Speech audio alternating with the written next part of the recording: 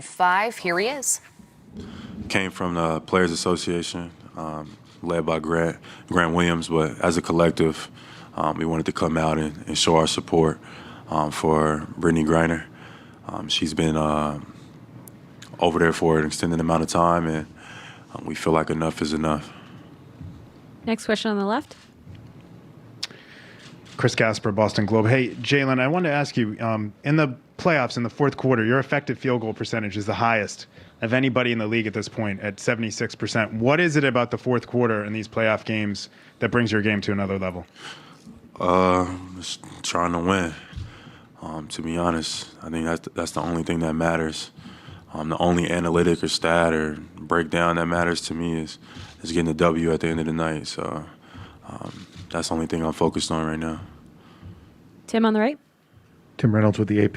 Jaylen, two things. Are you planning to wear the shirts kind of the rest of the way as long as you have this platform throughout the rest of this series? I'm not sure. I'm not sure, to be honest. I guess we'll talk about it as a team, but we felt like it was a good idea to use our availability and our platforms to bring attention to certain matters.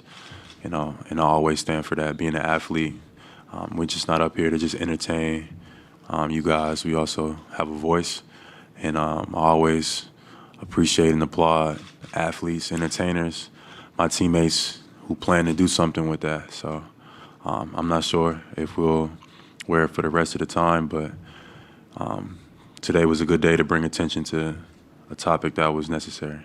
Tomorrow might be something else.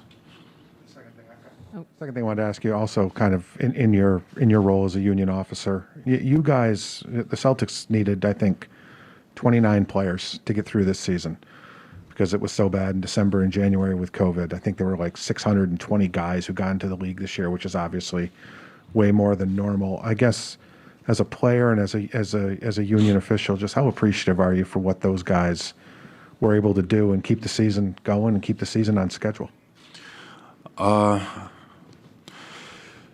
I guess very. I mean, obviously to play basketball during, unprecedented times, in the last 2 years has been tough on individuals, families, et cetera.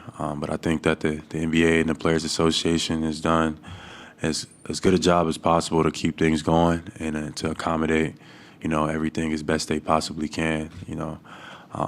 There's been ups and downs. It's been, questions, things that haven't made sense.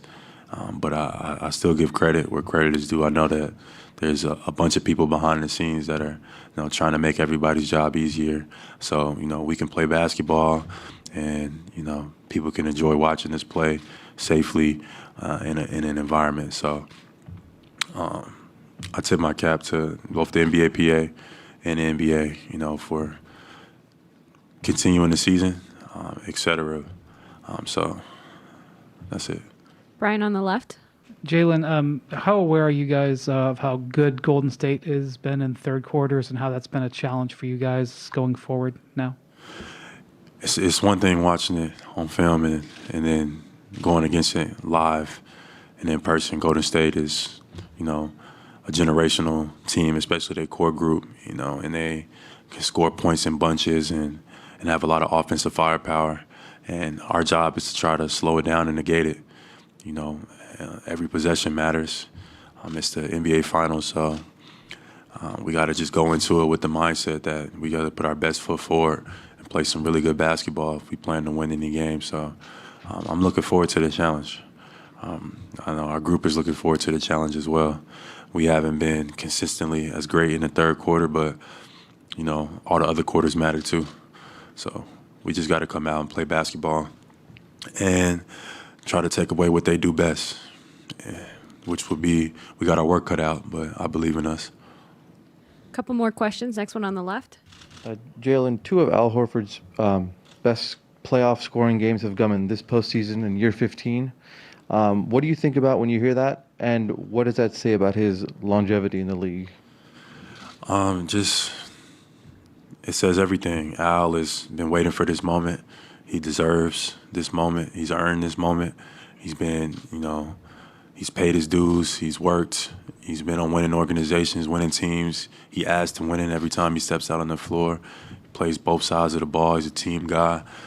You can't give enough praise for a guy like Al Horford. So we're going to lean on him to have some more big performances in the next coming games. But if you're asking me, am I proud of what I've seen throughout the journey that I've been with Al Horford? I am. And I'm even more so excited to see what's to come over these next few games. I'm excited for our entire group, but Al is a key ingredient in that. Final question on the right. We all saw the Marcus Smart video from the game saying this wasn't the Heat series. How much of an adjustment after the two super physical series in Milwaukee and Miami, how much of an adjustment was that at the beginning of the game for you guys? And what did it take for you to kind of like switch gears once you saw it live to turn the game around? It's a big adjustment. You know, like you said, going from one series to the next, that game one is important. And so being able to transition in the first quarter, it showed.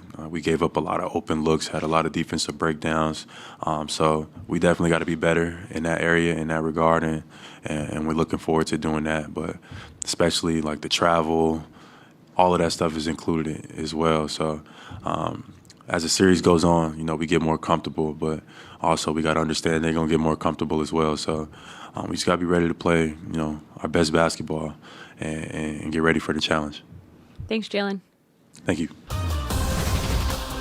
More from media.